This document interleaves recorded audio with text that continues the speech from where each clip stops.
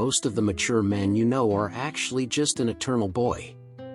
Want to find out if he or even you are one of them? Have you ever met someone who has aged, but never seemed to have really grown inside? Someone full of brilliant ideas, huge dreams, fascinating conversations. But who always lives in the almost? It almost changes its life, almost takes on a relationship, almost fulfills its potential. On the outside, charm. Inside, a strange feeling of emptiness and eternal postponement. Carl Jung observed this pattern long before it became the subject of self-help videos or books. He called it pure eternus, the eternal boy, the man who escapes the limitation of adult life because he confuses maturity with loss of freedom. But this escape comes at a high price: emotional immaturity, unstable relationships, self-sabotage, and a silent pain called unlived potential. In this content, we will go through this psychology without romanticizing or demonizing.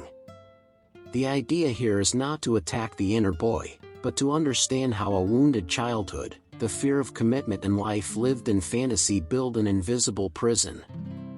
And, more importantly, how to get out of it without killing the dream, integrating shadow, responsibility, and real life. Because growing up, deep down, isn't losing magic, it's finally being able to use it. Many people confuse emotional immaturity with visible childish attitudes, but in the eternal boy it is more subtle. On the outside, it works, talks well, even suggests depth. Inside, however, he avoids committing to himself. It's like a beautiful house, well painted, but without emotional foundation. This man even assumes practical responsibilities, but escapes from existential ones. Deciding who you are, what you want to support, and what you need to let die seems too heavy. The pure eternus prefers to keep everything open, because choosing hurts. And where there is no choice, there is no integration, just elegant postponement. A good sign of this appears in common phrases: "It's not the time yet," "When I feel ready, I'm discovering myself." They sound mature, but they often hide fear. Here a simple practice applies: write down by hand what you have been postponing for years. The role does not judge, he reveals. And this revelation sets the stage for the next point. The eternal boy usually lives as if life were an eternal rehearsal. He thinks big, feels deeply, imagines incredible possibilities, but rarely moves from the mental plane to concrete action. The unlived potential becomes a constant companion and inspires at first, but over time it weighs like a silent charge. It is common to see this pattern in careers, projects, and even studies. He starts courses, reads the first chapters, gets excited about ideas and stops. Not for lack of capacity, but for fear of what happens after the beginning. To finish something means to expose oneself to judgment, error, limitation. And this threatens the fantasy of being special. A straightforward practice here is brutally simple: finish something small on purpose. A short text, a book to the end, like Man and His Symbols, by Jung himself, a simple project delivered. The action creates structure, and the structure begins to dissolve the self-sabotage. When the draft becomes reality, something inside begins to change. And that brings us right to the archetype behind all of this.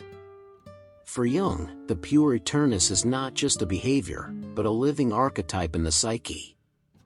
It represents eternal youth, openness to the new, sensitivity, creativity. The problem begins when this archetype dominates the adult personality and prevents rooting in reality. This eternal child lives identified with the promise, not with the surrender. He would rather be the one who could be than risk being someone real, limited, and imperfect. Thus, he avoids confrontation with the shadow, that part that fails, makes mistakes, feels envious, tires, and needs discipline. And without an integrated shadow, there is no true maturity. Jung warned that the danger is not in the pure itself, but in the absence of the inner adult who contains it. Reading memories, dreams, reflections helps to perceive this clearly. A practical question here is, who rules your life today, the drive or the responsibility? This tension between the two paves the way for the next central fear of this archetype.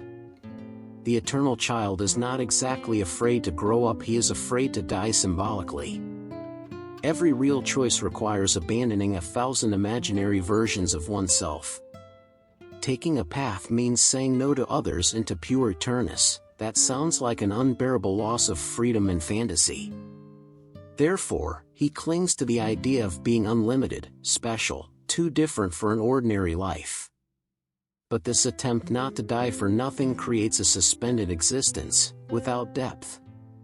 Fantasy keeps the ego inflated, but the soul hungry. Time passes, and fear disguises itself as independence. A powerful practice here is the ritual of conscious choice. Choose something small to give you a habit, a distraction, a maybe. Write down what you gain and what you lose by choosing. Maturity begins when the psyche accepts that all real life requires small deaths. And this fear of limitation explains, with surgical precision, the next escape. The pure eternus usually sees compromise as a prison. Committing to a job, or relationship, or a life path sounds like giving up endless possibilities. So he postpones, relativizes, keeps everything open. The escape from responsibility becomes a sophisticated lifestyle, but internally exhausting. This pattern appears in beautiful, almost philosophical phrases: I don't like labels, let it flow. I don't believe in structures. The problem is that, without structure, nothing can be sustained. Emotional immaturity is not in making mistakes, but in not sustaining the consequences of one's own choices or the lack of them. A practical exercise here is to make a commitment with a deadline and real consequence. Something simple: take care of someone, lead a small project, keep an agreement for 30 days without renegotiating. Responsibility does not kill the dream, it anchors you. And when this fear is investigated in depth, it almost always points to something much older. Behind the eternal child, there is almost always a wounded childhood. In some cases, there was overprotection, everything was done by him, decisions were avoided, frustrations were deadened. The implicit message was clear: the world is too dangerous, stay small. Growing, then, becomes synonymous with threat. In other cases, the scenario is the opposite: emotional neglect. There was a lack of presence, validation, affective security. The child learned early on that he needed to fend for himself, but without suggesting too much, without bothering him. The result? A sensitive, creative adult, but with difficulty trusting, sustaining bonds and assuming emotional responsibilities. And there are those who have experienced both extremes: excessive protection at times, emotional abandonment at others. This creates inner confusion and strengthens the fantasy as a refuge. A practical step here is to observe your reaction to the no. Do you paralyze or rebel? This response usually denounces the origin of the pattern and sets the stage for understanding why imagining has become survival. The eternal boy protects himself from the real world with a powerful shield: fantasy. Daydreaming, imagining stories, creating internal worlds, all of this acts as a shelter from the unresolved pains of childhood. It's charming, until life starts to make its presence felt. This flight has practical effects: unfinished projects, postponed decisions, unstable relationships. The pure eternus prefers to live in the romance of its own mind than to deal with concrete imperfections. It's almost as if fantasy is the only way to feel safe without suffering rejection or frustration. An initial way to balance this is to set aside moments of deliberate creation, but with clear boundaries. For example, write a story or paint for 30 minutes, then go back to the day's tasks. The goal is not to kill the imagination, but to teach that fantasy can coexist with responsibility, setting the stage for the paradoxes of relationships in the next topic. The eternal boy has an almost hypnotic charm. He talks lightly, arouses laughter, creates worlds together and makes it seem that each moment is unique. But there is a cruel paradox: the more intense the connection, the stronger the impulse to disappear. This pure eternus loves the idea of love, not necessarily daily commitment. It is common for partners to feel fascinated at first and then frustrated. Relationships become roller coasters: passion, escape, longing, reunion, repetition. Here emotional immaturity is not just the absence of affection, but the fear of rooting oneself and losing the freedom of one's own fantasy. The risk? Create a cycle of unstable relationships that seems eternal. A practical step for those who want to understand this pattern is to observe your own relationships. Do you move closer or further away when intimacy increases? Reflecting on this and talking to someone you trust, or even writing about the repeated patterns, already begins to reveal the path between natural magnetism and the need for integration between dream and presence. The eternal boy often lives in a kind of psychological neverland, where everything is possible, but nothing is solid.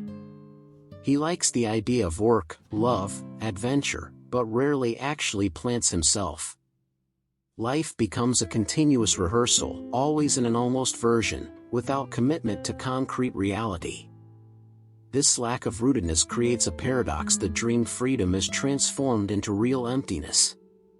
Pure eternus avoids the pain of limiting itself, but ends up feeling the frustration of unlived potential. Love becomes idealized romance, friendship becomes a game of enchantment, and life itself looks like a beautiful painting, but it never touches the skin. One step to get out of this pattern is to experience small roots: maintaining routine, completing tasks, creating consistent bonds. The idea is not to abandon fantasy, but to make it dialogue with reality. This learning sets the stage for the next point, when the myth begins to crumble in the face of time and shame. There comes a time when the charm of the eternal boy no longer convinces even himself. All those ideas, dreams and possibilities that once shone begin to weigh down. Unlived potential becomes a constant shadow, and fantasy ceases to be a shelter and becomes a silent demand. This shame is not superficial: it erodes self-esteem and amplifies self-sabotage. The man who once fled limitation now feels that his own freedom, which he valued so much, has turned into a prison. Each decision postponed and each commitment avoided reinforces the feeling of wasting time, of life in draft. A practice that helps is to revisit old projects honestly: what can still be done, what should be closed, what one chooses to abandon for good. Acknowledging pain without punishing oneself is the first step so that the personal myth does not collapse for good, preparing the crossroads that comes next. There comes a point when the eternal boy must decide: continue running away or face his own shadow. It is the time when fantasy ceases to serve and patterns of self-sabotage become unsustainable. Ignoring the crossroads only increases frustration and strengthens the illusion of freedom. The path of escape leads to cynicism, dispersion and constant entertainment as emotional anesthesia. The path of confrontation requires courage: looking at fears, limits, and old pains, taking responsibility, and accepting that adult life has inevitable losses but also real gains. It is a test of spiritual and emotional maturity.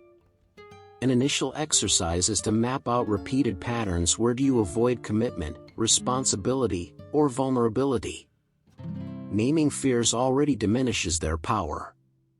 This is the turning point that prepares for the last stage: integration, where the boy and the man can finally coexist in balance. True maturity does not require burying the eternal child. On the contrary, it is a matter of learning to guide it, balancing fantasy with reality and sensitivity with concrete action. The pure eternus does not disappear, it integrates, becoming an ally rather than an obstacle. In practice, this means combining structured projects with creativity, taking responsibility without losing lightness, and allowing imagination to dialogue with real decisions. Wounded childhood is transformed into learning, and unlived potential begins to materialize in small daily victories, strengthening self-esteem and presence. A simple exercise is to set small but meaningful goals that require constant action. At the same time, set aside moments of conscious dreaming, writing, drawing, imagining possible futures. Integration is an ongoing process. It's not about killing the boy, but about helping him grow with you, making room for a full, mature life that is still full of magic.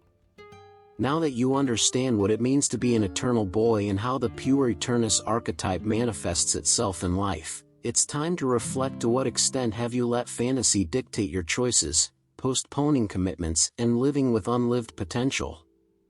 What small decisions can you make today to start integrating dream and action? Transformation begins with mindfulness of one's own behavior. Watch for patterns of self-sabotage, shirking responsibility, or unstable relationships. Ask yourself, am I avoiding growing up for fear of pain or for love of my imaginary freedom? Recognizing these responses is the first step to integration, maturity, and true freedom. Start small, finish a task, make a commitment to yourself or someone else, write about your fantasies and what needs to happen to make them come true. Gradually, the boy and the man inside you walk together. If this content helped you, subscribe to the channel and activate notifications to follow more reflections that will transform your vision of life. The journey to grow without losing the magic starts now.